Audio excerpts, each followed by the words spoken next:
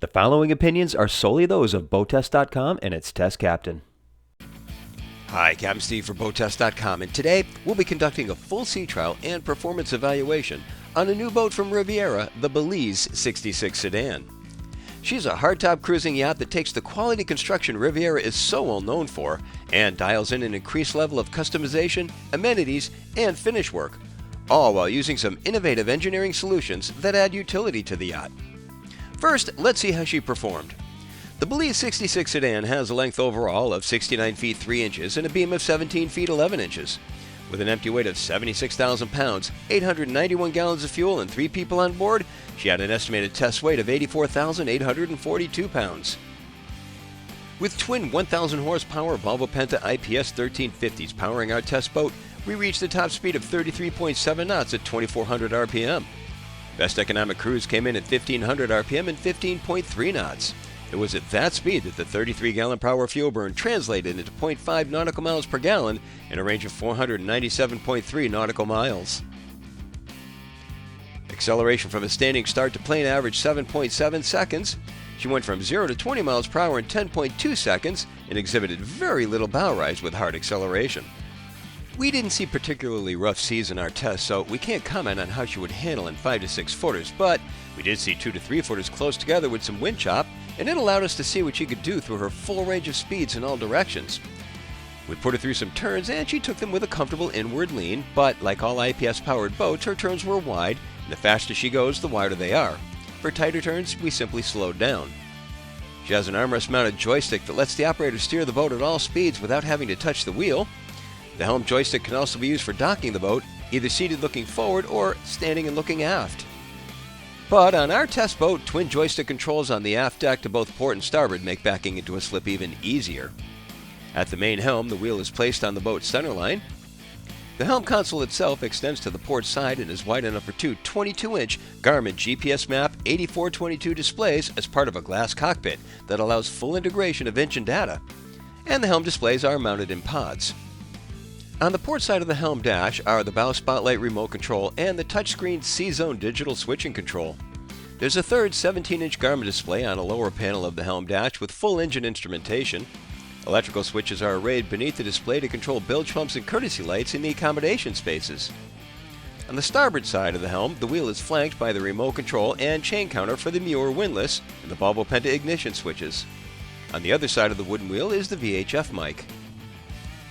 The helm seat is leather and has an integrated bolster for those who prefer to stand while driving.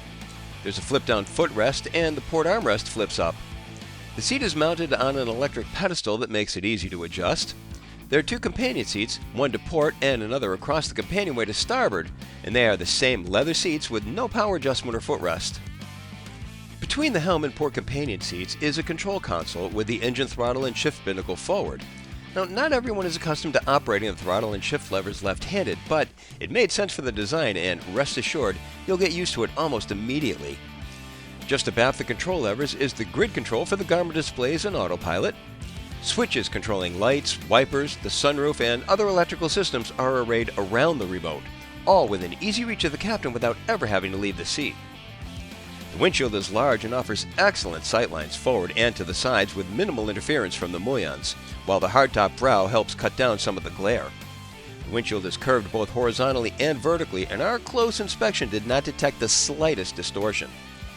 A tinted glass sunroof opens over the helm area with a sliding screen and shade deployed manually. To port, there's deck access for the captain and guests through a side door hung on stainless pantograph hinges. Now, let's move to the engine room.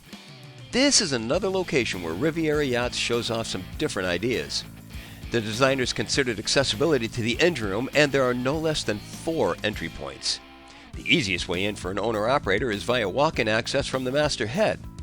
A hatch in the aft deck provides access directly to the forward end of the engine room, while another hatch right next to it in the aft deck settee has a ladder to the walk-in entrance.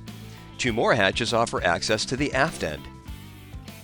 There's a lot of equipment arranged in this engine room, including a 29-kilowatt Cummins Onan generator placed between the engines and flanked by battery boxes, here with the lids removed while we inspect the tidy installation. The 24-volt DC starting and house battery electrical panels are mounted on the forward bulkhead, along with duplex Raycor fuel water separators for the mains and a single for the genset. Removable deck panels provide access to through-hull fittings and strainers, all clearly labeled and double hose clamped. Forward of the starboard engine, we find the AC electrical panels behind acrylic covers. Outboard, there's a Sea Recovery Aquamatic water maker. Air conditioning compressors are on a shelf. The Glendenning cable masters manage the dual 50-amp shore power cords. And here are the start batteries in an open installation with a lid. A standard video camera feeds the Helm display. Over it all is the molded fiberglass tub of the tender garage, equipped with a mirror windlass to aid in retrieving the dinghy. But the biggest change, something we haven't seen before in anything except narrow offshore racing boats, is that the engines are not precisely side by side, but staggered. The port engine is positioned so it's forward of the starboard one, something that the jack shafts to the side-by-side pods make possible. The Yacht has 3 fiberglass fuel tanks, 2 wing tanks concealed in the cabinetry of the master head that hold 330 gallons each, and feed a main tank on the center line beneath the master stateroom that holds 528 gallons. The launch and retrieval of the tender is made practical through a simple setup where rails are manually placed in receivers and the crew can slide out the tender over the swim platform. The platform measures 15 feet 1 inch by 5 feet 10 inches, is finished in teak, and it's a useful place to board the boat. The platform has a hydraulic component that can lower into the water, but not all of it. The starboard end of it is a 3 foot 9 inch section that's fixed. At the steps to the aft deck, to each side, one of the steps flips up to reveal the shore power cord, and there's a high pressure washdown bib.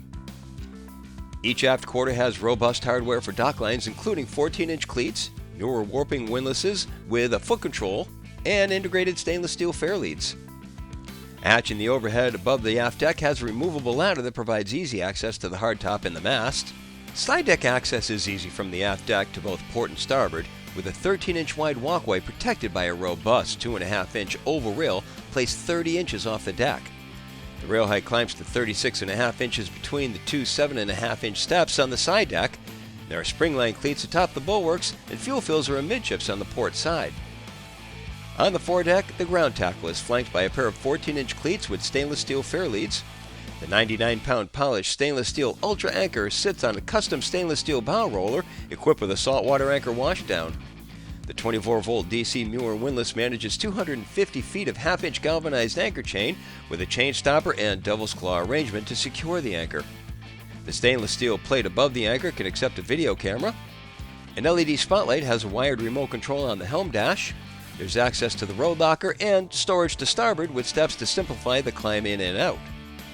A hatch to port has the windlass remote as well as a high-pressure washdown with coiled hose. Riviera makes some of the best handling boats we've tested, so it was a little disappointing that we didn't have adverse conditions to showcase that, but we did still find comfortable handling characteristics that the brand is so well known for. Even looking at our operational features shows that the design team thinks out of the box, and this is further reflected in our features inspection, but that's another video, be sure to look for it. It clearly puts this yacht in a category of her own. For now, this has been my full sea trial and performance evaluation of the new Belize 66 from Riviera Yachts. For BoatTEST.com, I'm Captain Steve. We'll see you on the water.